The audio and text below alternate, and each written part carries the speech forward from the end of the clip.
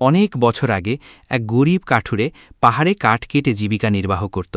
সে খুব পরিশ্রমী ছিল এবং সবসময় আল্লাহর উপর ভরসা করত। প্রতিদিন সকালে উঠে নামাজ পড়ে সে পাহাড়ে যেত, কাঠ কাটত, তারপর সেগুলো বাজারে নিয়ে গিয়ে বিক্রি করত। যা আয় হতো তা দিয়েই সে নিজের ও পরিবারের খরচ চালাত। একদিন এক কাঠুরে খুব ক্লান্ত হয়ে পড়ল। সেদিন সে কাঠ বেশি কাটতে পারেনি, বাজারেও কাঠ বিক্রি হল না। ক্ষুধার্ত অবস্থায় সে বাড়ি ফিরছিল। হঠাৎ রাস্তায় সে দেখতে পেল বাদশাহের ঘোড়ার পায়ে কাঁটা বিঁধে গেছে। আশেপাশে কেউ সাহায্য করছিল না। সাহস করে কাঠুরে এগিয়ে গেল এবং বলল, ইয়া বাদশাহ, আমি সাহায্য করতে পারি যদি অনুমতি দেন। বাদশাহ রাজি হলেন। কাঠুরে খুব যত্ন করে ঘোড়ার পা থেকে কাঁটা বের করল।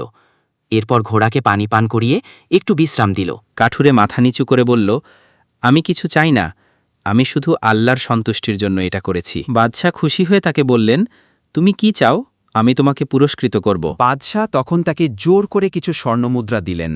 কাঠুরে সেটা নিতে না চাইলেও বাধ্য হয়ে গ্রহণ করল। সেই রাতে কাঠুরে স্বপ্নে একজন বৃদ্ধ লোককে দেখল।